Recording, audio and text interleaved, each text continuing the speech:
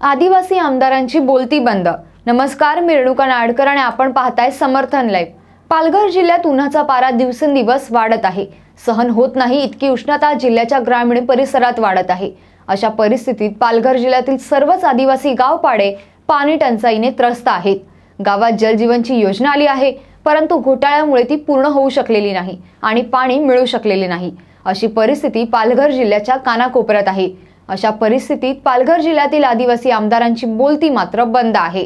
पालघर जिल्हा परिषदेच्या ग्रामीण पाणी पुरवठा विभागाचा कार्यकारी अभियंता असलेला गंगाधर निवडंगे नावाचा एक भ्रष्ट अधिकारी घोटाळ्याचा हेडमास्टर बनून आमदार, खासदार, जिल्हा परिषद सदस्य, पदाधिकारी, राजकीय पक्षाचे पदाधिकारी आणि भाजपची बोलती बंद करत आहे। अशी विदारक परिस्थिती सध्या पालघर जिल्ह्यात आहे।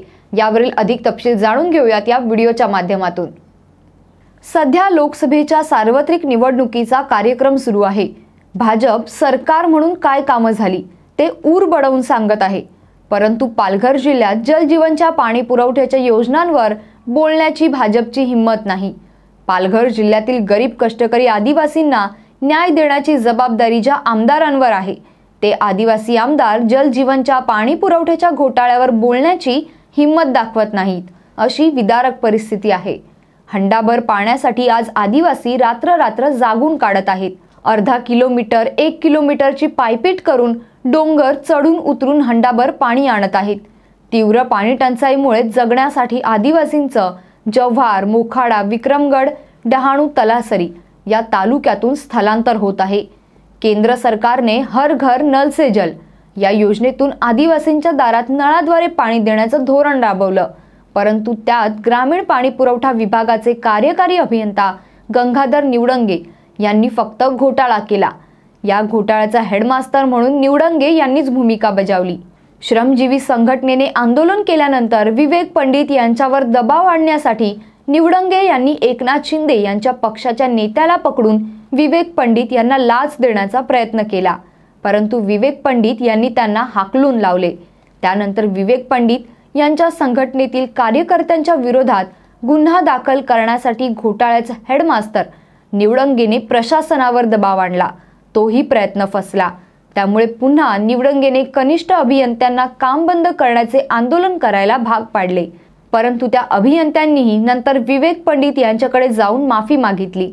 घोटाळ्याच्या संबंधित कोणतीही बाजू उघड होऊ नये, खासदार, आमदार यांनी यावर बोलू नये म्हणून नियंत्रण ठेवण्याचं काम घोटाळ्याचा हेडमास्टर गंगाधर निवडंगे यांच्याकडून सुरू आहे। जिल्हा आदिवासी आहे।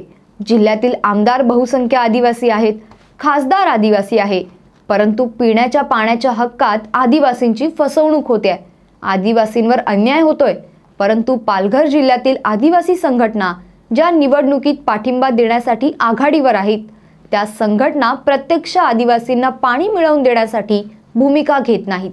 जलजीवन मधील घोटाळ्याच्या प्रश्नावर आदिवासी एकता परिषदेचे संस्थापक नेते काळूराम दोधडे का गप्प आहेत? ब्रायन लोबो का गप्प आहेत? कष्टकरी संघटना का गप्प आहेत? मार्क्सवादी कम्युनिस्ट पक्ष का गप्प आहे? या संघटनांच्या दृष्टीने आदिवासींची पिण्याच्या पाण्याच्या हक्काबाबत होणारी फसवणूक याला फार महत्त्व नाहीये का? किंवा ज्या ठेकेदारांनी जलजीवनमध्ये घोटाळा केलाय त्या ठेकेदारांच्या विरोधात भूमिका घ्यायला या आदिवासी संघटना आणि त्यांचे नेतेही विद्यमान आमदार आणि माजी आमदार, खासदार यांच्याप्रमाणे घोटाळ्याचा हेडमास्टर गंगाधर निवडंगे यांच्या पुढे हतबल आहेत का, असा प्रश्न उपस्थित होत आहे।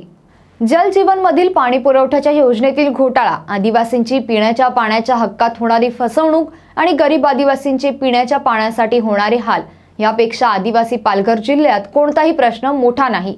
दुर्दैवाने आदिवासी जिल्ह्यातील आदिवासींवरती भ्रष्ट अधिकारी आणि ठेकेदारांकडून अन्याय होत असताना पालघर जिल्ह्यातील विद्यमान आदिवासी आमदार आणि माजी आदिवासी आमदार यांची बोलती मात्र बंद आहे।